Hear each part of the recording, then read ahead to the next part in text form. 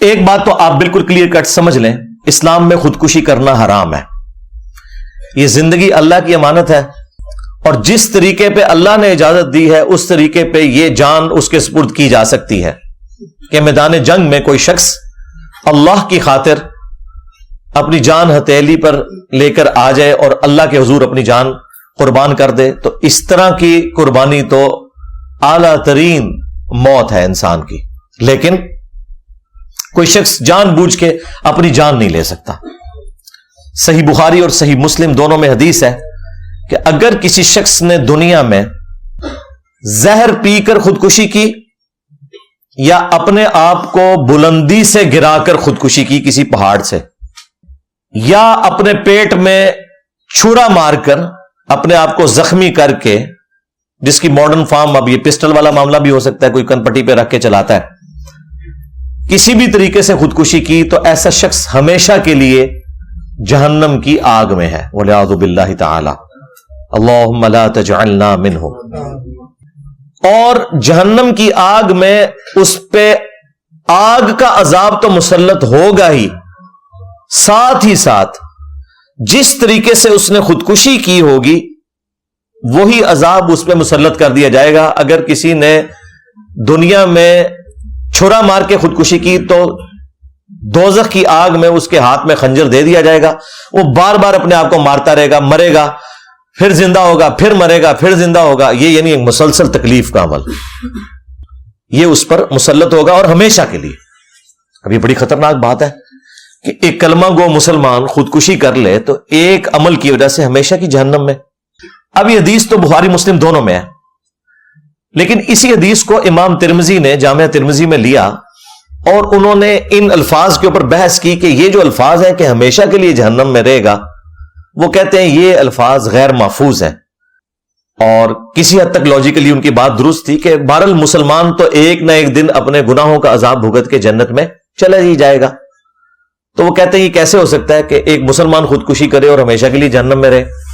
تو وہ کہتے ہیں کہ یہ جو ہمیشہ والے الفاظ ہیں نا، یہ چند شاگردوں نے حضرت ابو ہریرہ سے روایت کی ہیں، چند نے نہیں کیے. لیکن دوسرے محدثین کہتے ہیں کہ جن شاگردوں نے روایت کی ہیں وہ سارے ثقہ اور صدوق ہیں، لہذا اس روایت کے متن میں کوئی کلام نہیں ہے. البتہ اس کی تعویل ممکن ہے کہ یہ جو بخاری مسلم کی حدیث میں ہے ہمیشہ کی جہنم، تو اس سے مراد یا تو وہ شخص ہے جس نے خودکشی کو حلال سمجھ کر کیا، تو اللہ کی حرام کردہ چیز کو اپنے عقیدے میں حلال سمجھنا یہ خود کفر ہے، اور اس کفر کی حالت میں چونکہ وہ مرا اس وجہ سے وہ ہمیشہ کے لیے جہنم میں ہے. نہ کہ وہ کہ جو اسے حرام سمجھتے ہوئے کرے، اور یقیناً مسلمان جب بھی کرتا ہے وہ حرام سمجھتے ہوئے کرتا ہے، اسے پتہ ہے کہ یہ غلط ہے، لیکن وہ کہتا ہے میں اپنے حالات سے تنگ تھا، اور لیکن پھر بھی کوئی کم عذاب نہیں ہے، عذاب تو اس نے بھگتنا ہے. اور دوسری تعویل علماء نے یہ کی، محدثین نے، کہ یہ جو ہمیشہ کی جہنم ہے اس سے مراد ہے a long period of time. گویا کہ ہمیشہ کی جہنم یعنی وہ اتنی زیادہ دیر جہنم میں رہے گا گویا کہ ہمیشہ کے لیے جہنم میں. والعیاذ باللہ تعالی. یہ بھی کوئی معمولی بات نہیں. یہاں تو لوگ کہتے ہیں خیر ہے جی ایک پھیرا ہی لگے گا. اور اللہ تعالیٰ سورۃ الفرقان میں فرماتا ہے کہ جہنم تھوڑی دیر کے لیے بھی وقت گزارنے کے لیے انتہائی برا ٹھکانہ ہے، اور زیادہ دیر گزارنے کے لیے بھی انتہائی برا ٹھکانہ ہے. یہ کہہ دینا آسان ہے، لیکن اللہ تعالیٰ کا جو فتویٰ ہے وہ بتا رہا ہے، بخاری مسلم میں حدیث ہے کہ جو جہنم کی آگ ہے وہ دنیا کی آگ سے 70 گنا زیادہ تیز ہے. دنیا کی آگ کوئی برداشت نہیں کر سکتا، اس کو 70 ٹائم بڑھا لیں، اور پھر دنیا کی آگ تو روشنی والی ہے، اور جو جہنم کی آگ ہے اس میں بالکل اندھیرا ہے. اللہم اجرنا من النار، آمین. ربنا اصرف عنا عذاب جہنم ان عذابها کان غراما. تو یہ بڑا سینسٹیو ایشو ہے. اچھا، اس کے ساتھ ایک اور چیز بھی آپ سمجھ لیں، جس شخص نے خودکشی کی ہے نا، اس کا جنازہ نبی صلی اللہ علیہ وآلہ وسلم نے نہیں پڑھا. صحیح مسلم میں حدیث ہے، ایک خودکشی والے کا جنازہ لایا گیا، آپ علیہ السلام نے جنازہ نہیں پڑھا. البتہ صحابہ کو نہیں روکا، تم پڑھ لو لیکن میں نہیں پڑھوں گا. اس کے پیچھے آپ کا ایک پروٹیسٹ تھا کہ اگر ایک ڈومیننٹ پرسنالٹی خودکشی والے کا جنازہ پڑھے گی تو اس کے عمل کو انڈورس کرنے کے مترادف ہے، لیکن چونکہ ہے کلمہ گو اہل قبلہ لہذا جنازہ تو ہوگا، خودکشی والے کا کافر تو نہیں ہے، مسلمان ہے، تو صحابہ کرام کو اجازت دے دی کہ تم پڑھ لو، لیکن میں نہیں پڑھوں گا۔ اس کے تحت جتنے بھی ڈومیننٹ لوگ ہیں، جو مذہبی پیشوا ہیں، دین کی تبلیغ کرنے والے لوگ ہیں، ان کے لیے سنت یہی ہے کہ وہ کبھی بھی خودکشی والے کا جنازہ نہ پڑھیں۔ عام لوگ پڑھ لیں لیکن وہ نہ پڑھیں تاکہ پروٹیسٹ ریکارڈ ہو۔ اور ہمارے ملک میں جس نے خودکشی کی ہوتی ہے نا، سب سے بڑا جنازہ اس کا ہوتا ہے۔ کوئی عشق مشوقی کے چکر میں کر لی ہوتی ہے، کسی اور چکر میں، کیونکہ وہ عموماً خودکشی کرنے والی جوان موت ہوتی ہے، اور جوان موت کے اوپر ویسے ہی بڑا لوگوں کو ترس آتا ہے۔ یہ آلموسٹ 2009 کی بات ہے، یعنی آج 5 نومبر 2023 ہے، تو آپ سمجھ لیں 14 سال پہلے کی بات ہے۔ ان دنوں میں اپنے گھر میں ہی درس دیا کرتا تھا، بیٹھک میں چند ایک لوگ ہوتے تھے، تو میرے درس میں ایک بچہ آتا تھا، کوئی 16-17 سال اس کی عمر تھی، حفظ کر رہا تھا وہ دعوت اسلامی کے مدرسے سے، تو کافی حد تک اس کے عقائد کی اصلاح ہو گئی تھی۔ پھر اچانک ایک دن خبر آئی کہ اس نے خودکشی کر لی ہے۔ وہ گھر میں تیزاب تھا، وہ اس نے پی لیا۔ اب تیزاب اگر کوئی پی لے نا تو اس کی تو کوئی ریمیڈی نہیں ہے، کیونکہ وہ جہاں جہاں تیزاب لگتا ہے وہ سب کچھ کٹ جاتا ہے۔ اب مجھے خبر ملی تو اب میرے لیے بڑا ایک امتحان تھا، چونکہ وہ اسٹوڈنٹ بھی تھا اور دوسری طرف اس نے یہ حرکت کی۔ جیلم کی تاریخ میں چند بڑے جنازوں میں سے، ہزاروں میں اس کا جنازہ تھا، وہ ایک بڑا جنازہ تھا، لیکن میں نے جنازہ نہیں پڑھا۔ اب بعد میں نے اس کے لیے دعائیں مغفرت کر دی، لیکن میں نے کہا کہ میں نے نبی صلی اللہ علیہ وآلہ وسلم کی سنت پہ عمل کرنا ہے، کہ میں چونکہ دعوت و تبلیغ کا کام کر رہا ہوں تو مجھے یہ زیب نہیں دیتا کہ میں اس جنازے میں شامل ہوں۔ ہاں اس کے لیے دعائیں مغفرت کریں گے، بھائی ہے، اللہ تعالیٰ اس کی مغفرت کرے، اس کی غلطیوں سے درگزر فرمائے۔ جذبات میں آ کے اس نے یہ کیا، چھوٹا بچہ تھا، کوئی گھر میں اس طریقے سے کوئی جھگڑے والا معاملہ ہوا اور وہ کر گزرا۔ تو خودکشی والے کا جنازہ جو ڈومیننٹ لوگ ہیں، مذہب کی لیگیسی کو لے کے چل رہے ہیں، وہ کبھی بھی نہ پڑھیں۔ نبی الاسلام نے تو ہمیں یہ تعلیم دی ہے۔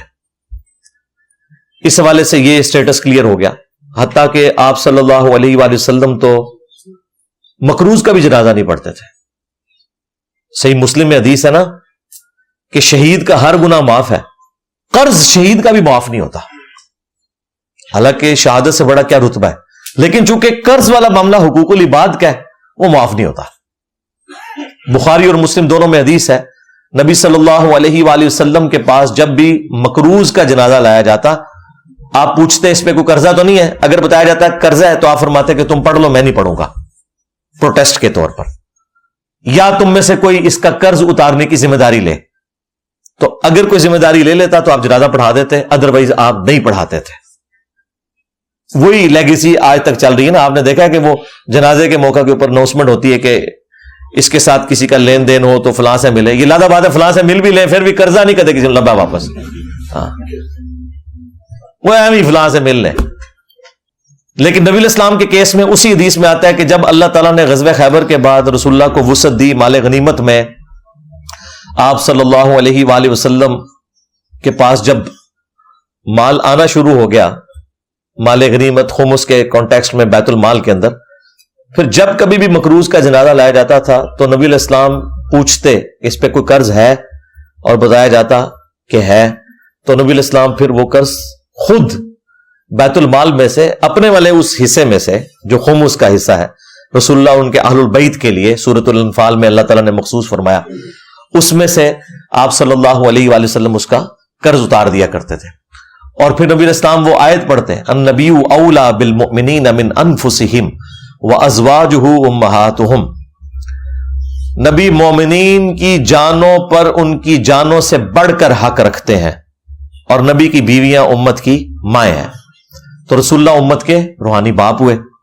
اچھا، اس آیت کا تو مطلب ویسے یہ تھا کہ امت کا کام ہے کہ اپنا تن من دھن اپنی جان تک قربان کر دے رسول اللہ کے لیے صلی اللہ علیہ وآلہ وسلم، کیونکہ رسول اللہ صلی اللہ علیہ وآلہ وسلم ہماری جانوں سے بڑھ کر ہم پر حق رکھتے ہیں۔ لیکن نبی علیہ السلام نے دیکھیں اس کا وائس ورثہ کیا، آپ نے کہا کہ ان پہ میں حق رکھتا ہوں، لیکن چونکہ اب یہ میرے بچوں کی مانند ہیں اور مجھے اللہ نے وسعت دی ہے تو ان کا قرض بھی میں اتاروں گا۔ حالانکہ ہونا تو چاہیے تھا کہ بچے اپنے روحانی باپ کے لیے قربانی پیش کرتے ہیں، ہمارے پیر ہمارے روحانی باپ وہ ہیں جو اپنے بچوں پہ لگایا کرتے تھے، اور تمہارے پیر وہ ہیں جو نہ تمہارا مال چھوڑتے ہیں نہ تمہاری عزت چھوڑتے ہیں۔ پھر میں کہنے میں حق بجانب ہوں کہ میرے نبی سا ہی کوئی نہیں، تیرے بابے تھے شاہی کوئی نہیں۔ تو نبی علیہ السلام قرض اتارتے خود اور پھر جنازہ پڑھاتے۔ یہ میں نے ضمناً آپ کو بتا دیا خودکشی والے کے یعنی جنازے کے اعتبار سے، اور اس میں ایک اور امپورٹنٹ چیز یہ ہے کہ اب خودکشی والے کی مغفرت کا معاملہ کیا ہوگا؟ جنازہ تو پڑھ لیا تو ظاہر ہے اس میں دعائے مغفرت کی تو اٹ مینز کہ ہے وہ مسلمان ہے۔ ایک حدیث ہے صحیح مسلم کے اندر، ایک سینئر اصحاب میں سے تھے، سابقون الاولون میں سے، وہ ہجرت مدینہ میں بھی شامل تھے۔